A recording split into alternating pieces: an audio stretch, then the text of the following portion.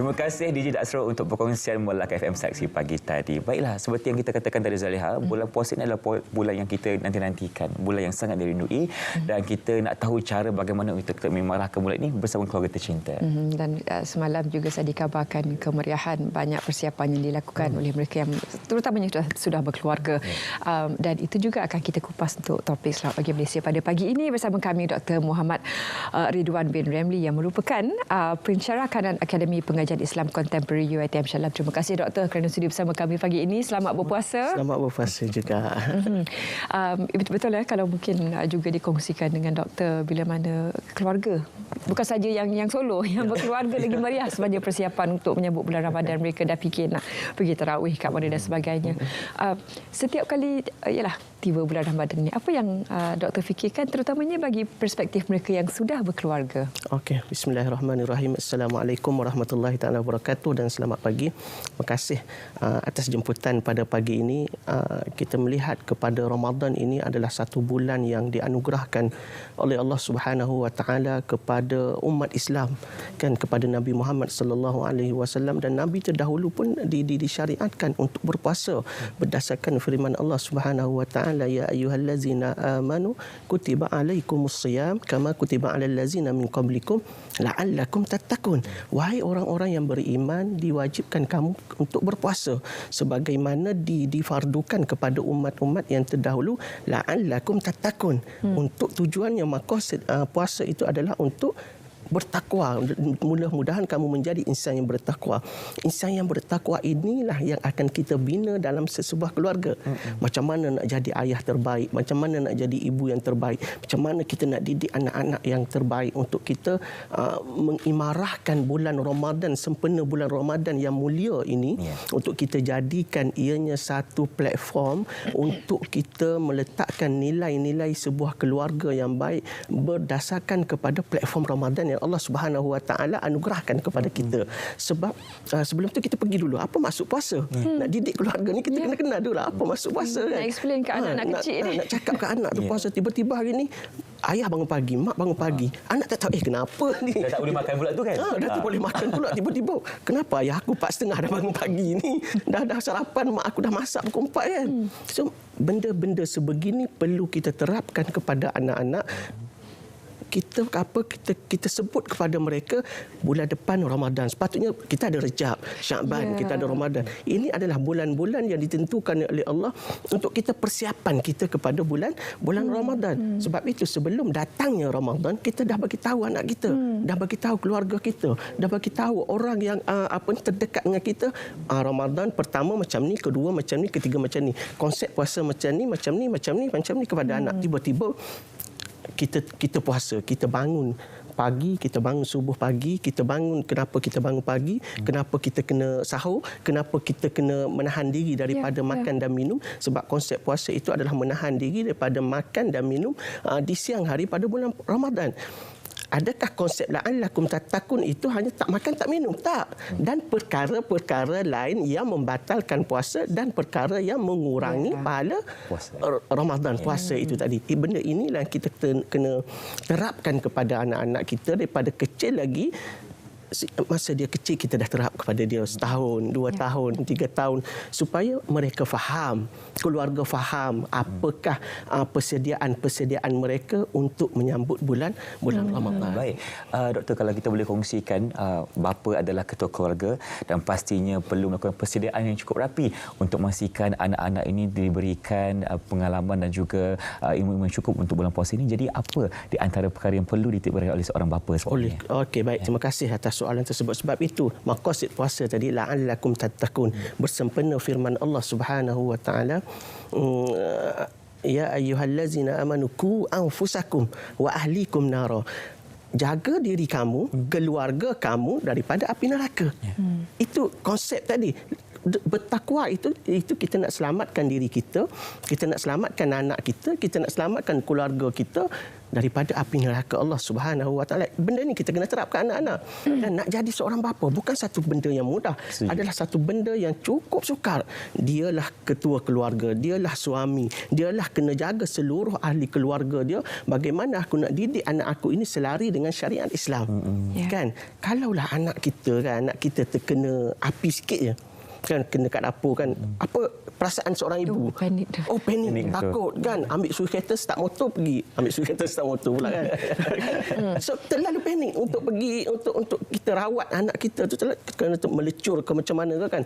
Ini lagilah api neraka Allah Subhanahu Wa Taala yang mana bahan bakarnya waquduhan nas wal hijarah, bahan bakarnya daripada apa?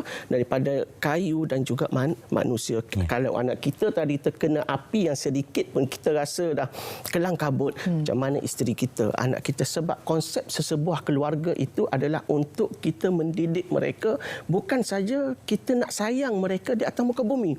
Kita nak sayang mereka sehingga pada hari akhirat. Kan macam mana kalau kita mampu pada hari ini bulan puasa yang kita ambil inspirasi daripada bulan puasa ini, masa inilah kita nak bersama dengan mereka, kita nak didik mereka. Kalau nak berubah pada bulan puasa, orang cakap kan, suami cakap kat isteri, saya nak berubah tahun ni. Boleh tak kita solat jemaah bersama-sama? Kan isteri support. Jangan isteri kata, abang lain macam, wasiat dah tulis belum? Takut macam tu kan. So saling support di antara satu sama lain. Begitu juga dengan suami. Isteri cakap kat suami nak berubah tahun ni. So kita mulakan dengan Ramadan.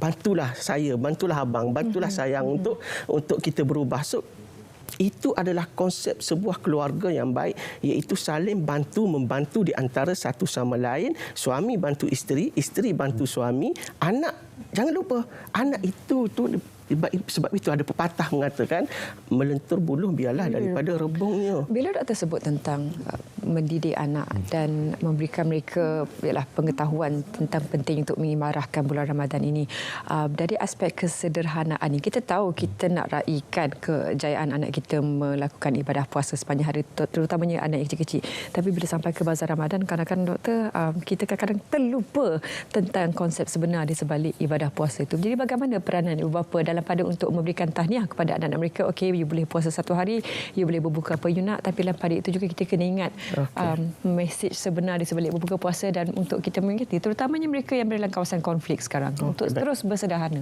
Okey, kita melihat, kita boleh tunjuk kepada anak-anak bagaimana konflik yang berlaku. Mungkin nak pergi Palestin itu terlalu jauh, tapi itu realiti yang berlaku pada hari ini, bagaimana rakyat di sana yang sengsara. Kita boleh beritahu anak-anak macam mana. Sebab itu pendidikan ini dia bermula daripada rumah. Ibu bapa yang segala-galanya mencorakkan anak ini bermula daripada rumah. Setiap anak yang lahir adalah kain putih. Yang mencorakkan adalah sama ada Majusi ke Nasrani ke, nak pergi pasar Ramadan tu nak beli benda yang Allah, hai pasar Ramadan ni seronok kan. Macam-macam, masa itulah kita nak beli macam-macam. Kita tarik tangan anak kita. Sebelum ke pasar Ramadan kita bagi tahu siap-siap. Ini kita kena bersederhana. Kita beli mana yang patut sahaja. Briefing dulu. Briefing dulu kat rumah. Briefing dulu mereka kat rumah, kat dalam kereta. Kita beli mana yang kita nak makan. Kan kita ambil pengajaran. Mungkin buat puasa tahun lepas kita beli banyak-banyak, longgok satu meja, penuh satu meja. Sampai nak sahur makan, tak habis. sampai sahur. Kadang-kadang buang macam tu saja kan. Kita makan mungkin air, kurma, nasi dah cukup dah. Dan dah mula merangkak dah nak bangun solat maghrib untuk solat tarawih kan. So konsep kesederhanaan itu perlu dididik dalam diri anak-anak. Mungkin anak-anak tadi yang berpuasa kan, anak-anak yang berpuasa mungkin kita bagi RM5, RM10. Adik nak makan apa hari ni? Kita beli makan yang adik nak makan saja. Yang rasa nak makan. Jangan beli benda yang terlitah ikut selera je kan. Ikut iman, ikut takwa, ikut Ramadan macam mana. Adik mampu makan apa? Kalau adik mampu makan satu ketul ayam, adik beli satu ketul ayam. Kalau adik mampu untuk minum satu gelas air, satu cawan air, beli satu cawan air saja. So konsep kesederhanaan itulah yang kita perlu terapkan di dalam diri anak-anak kita. Bukan kesederhanaan dalam diri kita saja. So kita hendaklah bukan kata kedekut untuk diri sendiri. Bukan, itu kesederhanaan. Dan kita juga sebarkan, bagi tahu kepada anak dan kita konsep untuk bersedekah. RM10 tadi, adik kalau ada adik duit lebih, boleh tak adik bersedekah kan kepada masjid, kan nanti kita nak pergi tarawih malam ni. Satu dah. So kat situ dah dua dah. Betul. Yang pertama tadi konsep berjimat cermat. Yang kedua, adik kalau ada duit lebih nanti bagi kat masjid malam ni RM2 boleh tak? So bagi tahu pahala itu adalah berlipat kali ganda. Bagi tahu kat anak sebab mereka tak tahu kan. Berlipat kali ganda bila adik letak nanti dalam masjid duit tu. Yang ayah bagi RM10, yang Allah nak bagi nanti, yang adik puasa ni lebih banyak lagi. Baik, doktor.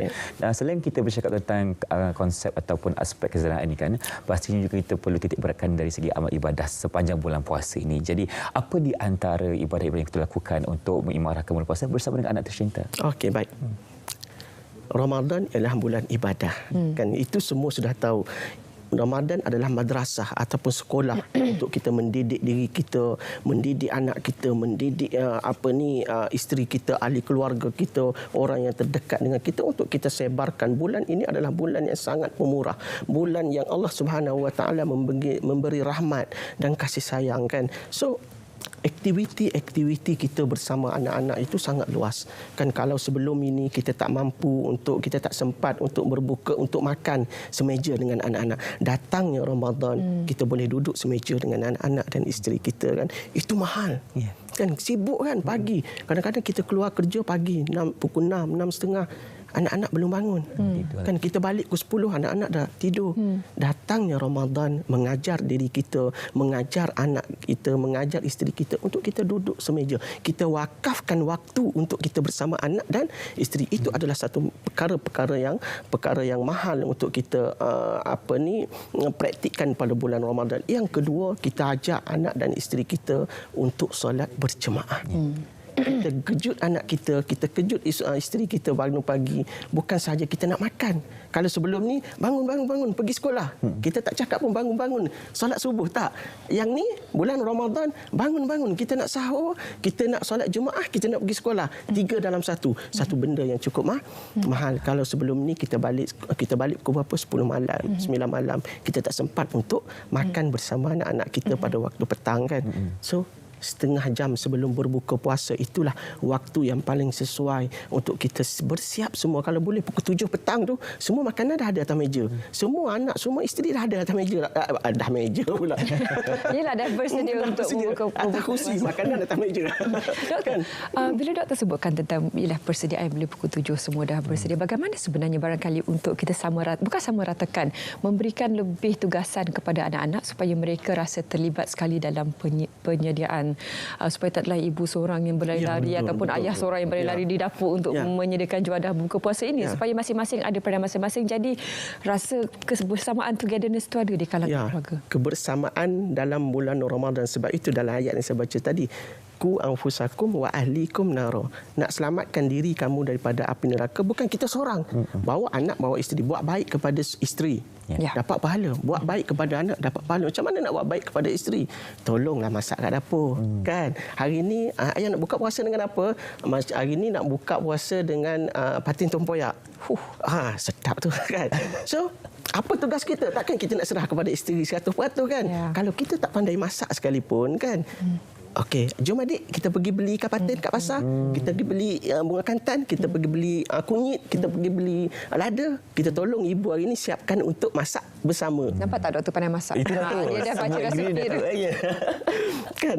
So itu kebersamaan. So bila dah siap semua, kita siap ikan apa semua, ayang dah siap semua ni. Boleh tak tolong masak petang ni? Sejuk hati. Gembira suami isteri tadi. Percaya saya cakap, kalau kita sediakan makanan yang baik. Okey, adik boleh tak tolong potong bawang, potong sayur? Tanya pula. Tugas isteri ni penat sebenarnya kan. So masa ni bukan masa untuk kita membebankan isteri. Bukan kita nak membebankan seseorang. Tetapi kita nak kebersamaan tadi. Kita tolong isteri kita, dapat pahala tak? Dapat pahala. Kita bantu, kita ajar anak kita benda yang baik, dapat pahala tak? Itulah konsep la'allakum tattaqun. Semoga kamu bertakwa. Erti takwa itu adalah kita nak elakkan semua keluarga kita daripada api neraka Allah Subhanahu Wa Taala. Itulah kita boleh kongsikan dari tinggi nilainya ramadan ini kepada keluarga kita, khususnya untuk kita menyemarakan bulan puasa bersama isteri dan juga anak tercinta. Terima kasih ucapkan kepada Dr. Muhammad Ridwan Ramli, Pensyarah Kanan Akademi Pendidikan Islam Kota Perak UiTM Shah Alam untuk perkongsian pada pagi ini. Baik, sebelum kita teruskan dengan segmen berikutnya, kita nak berhenti berehat seketika. Teruskan bersama kami selepas ini dalam Selamat Pagi Malaysia. Jangan ke mana-mana.